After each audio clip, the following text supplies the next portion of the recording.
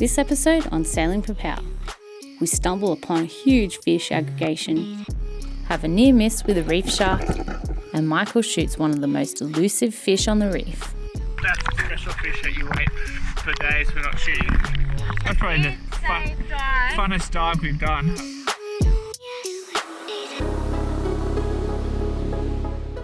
Hopefully we're going to go explore some new reefs up north today, check out some new ground, trying to find some big red emperors or something different. Definitely a double sunnies kind of area. Look at it. We've been here for 5 days now.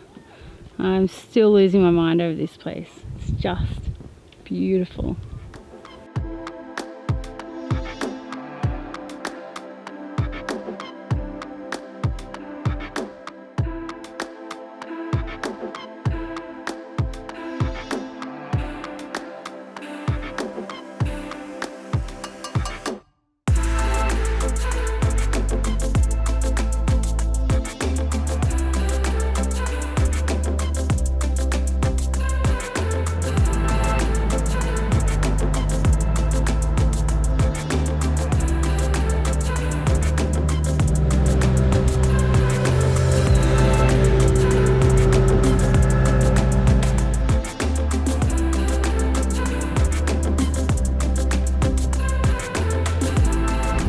Doesn't suck. Look at that, that's the ocean. Oh, see that fish? No. It's doing a full backflip in that wave.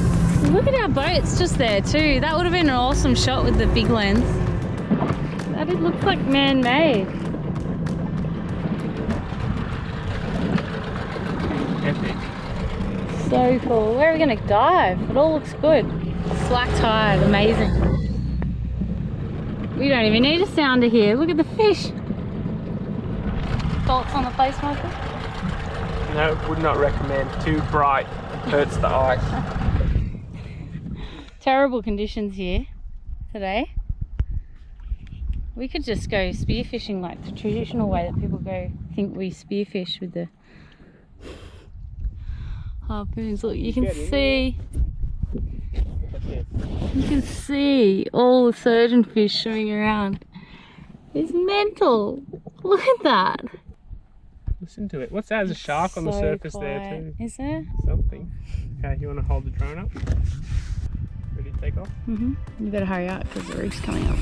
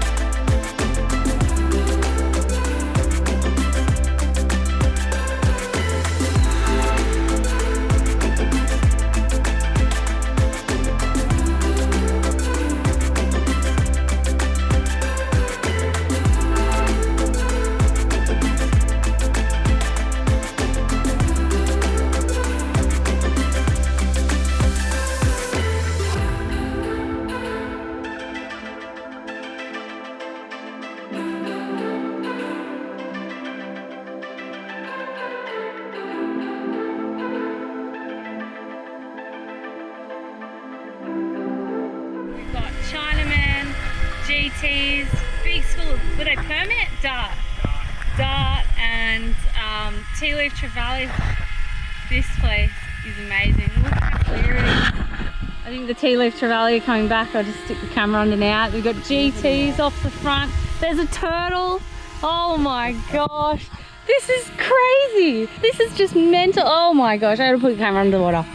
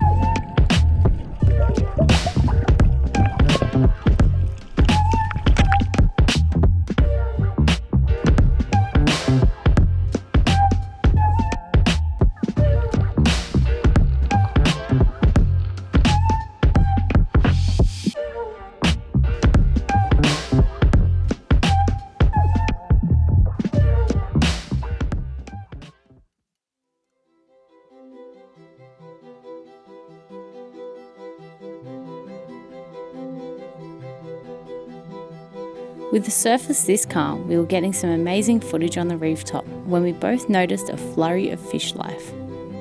We slowly made our way over to the reef edge, where we stumbled across one of nature's most sacred acts. It was a huge spawning event.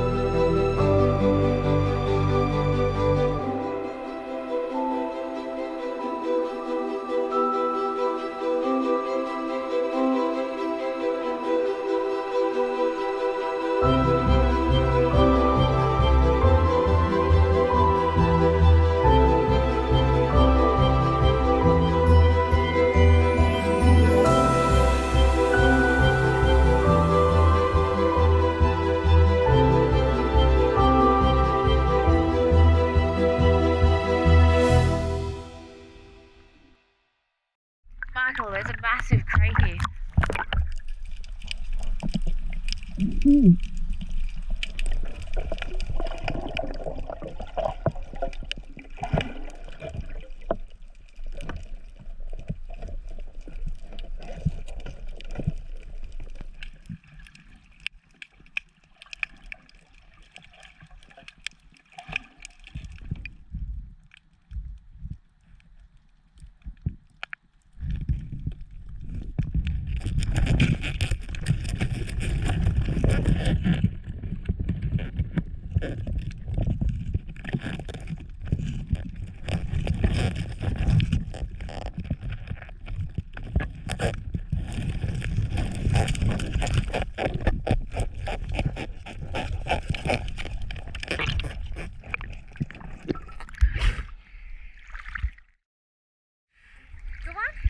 Not bad.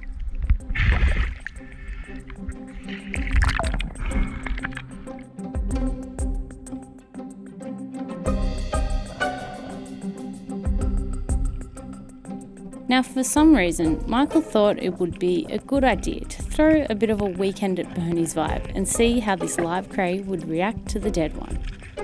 Don't ask me why he did this, these are just some of the strange things that Michael does to fill his time.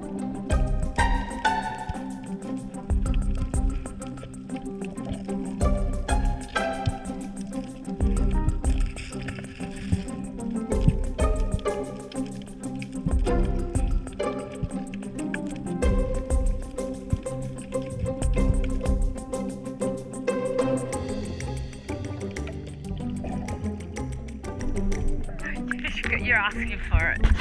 What's it doing?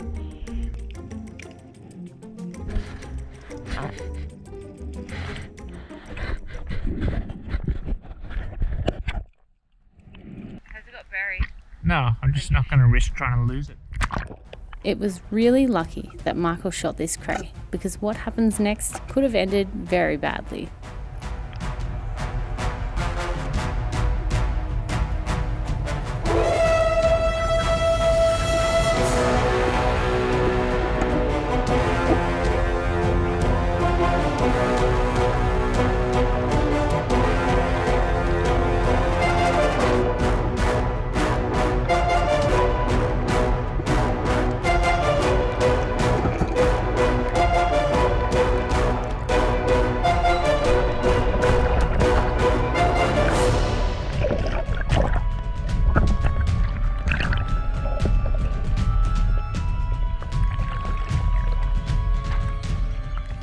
With the cray wedged firmly on the end of the spear, we were left with a blunt spear gun to defend ourselves against the shark. Having had a taste of the cray legs, it wanted the rest.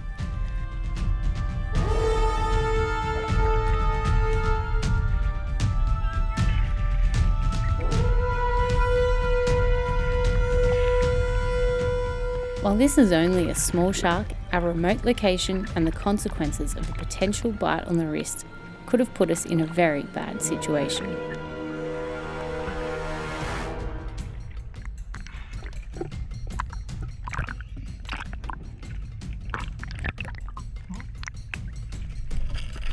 Cray's on the ground.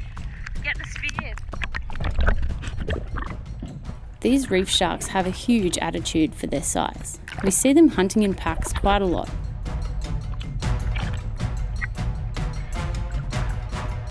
Get the shallows because he can't come up under you.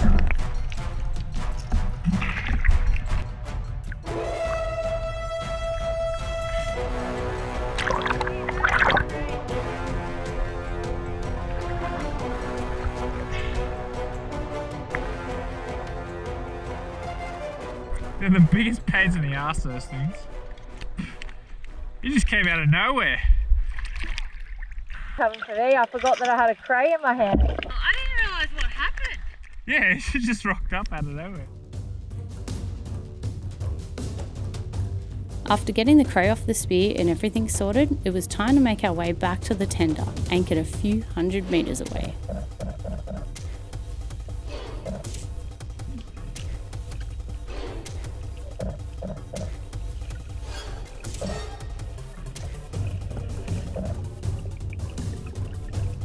It was a very cautious swim back to the boat, and to make matters worse, a huge plume was running off the reef, reducing the visibility.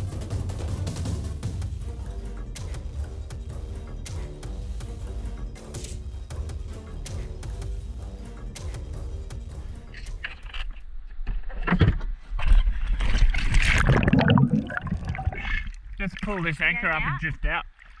With it? Yeah. Just hold the gun, I'll pull the anchor up. That was without a doubt the most That was probably the insane dive. funnest dive we've done, I reckon. Yeah, and also I probably got the best footage I've ever filmed there. That's crazy. And probably just getting hit by a shark. I didn't even realise that was a shark when it first went in. They don't stop, those things. We couldn't have asked for a better way to end the day. We decided to drift over the reef when I noticed some big yellow lips. While I anchored the tender, Michael took a few dives on them. These fish are notoriously difficult to shoot, and here they were in 2 metres of water, but still taking Michael 2-minute dives to even get them remotely interested. Here they are milling around. Michael held his breath for so long that the GoPro battery actually ran out.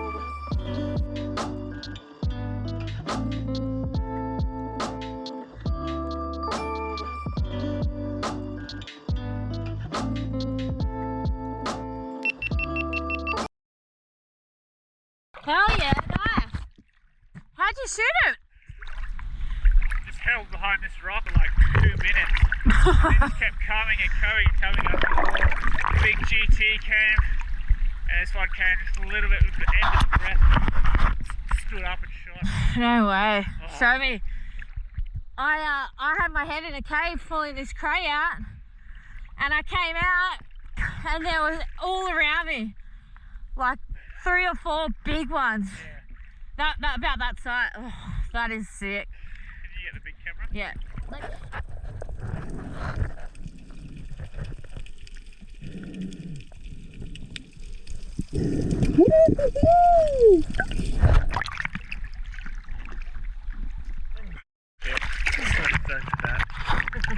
That's a special fish that you wait for days for not shooting anything for. There, Michael. So stoked. Haven't been shooting fish for like 3 or 4 days, just being super selective. Just coming out of the shallows or a little exploratory dive, and there was a whole school of these big yellow lips. And they're the smartest fish to get near, but I did a couple of 2-minute dives. We cut up the cray heads and burled them up, and they didn't want anything to do with it. I saw all these guys pouring off the shallows. I just wedged myself on the rocks on the bottom and just did like a 2-minute breath hold. And I just kept coming and kept coming. And then my GoPro ran out halfway through the dive. But, oh, got him. Oh, so stoked. And then Jess pointed out a cray, so I grabbed that as well. I was going to say, he's camera shy. He was just waiting for the GoPro to run out. Yeah, for sure. Oh, it's a good looking esky. Yep. Nice. How good was that day, Michael?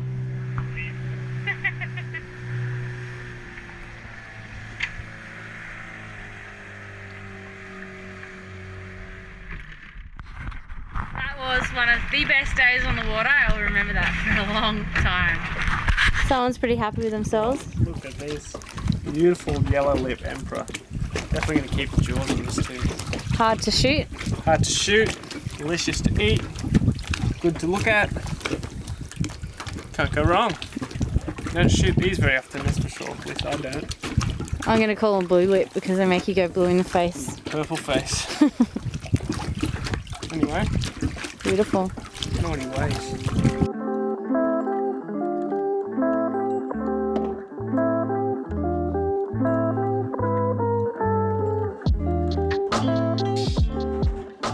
It's cooking down there, Michael.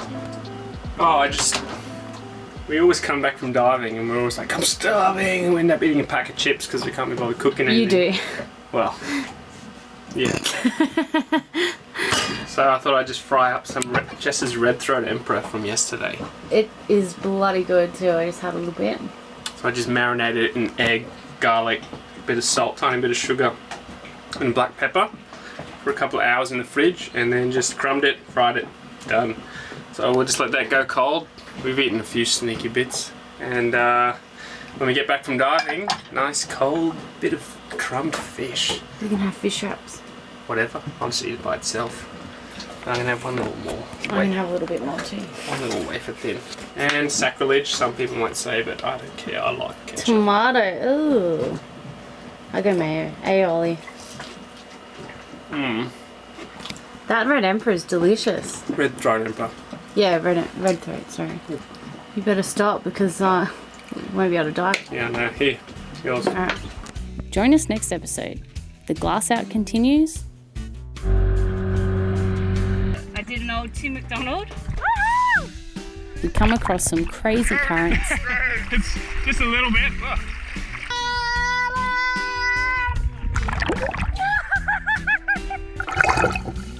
and feed half the anchorage.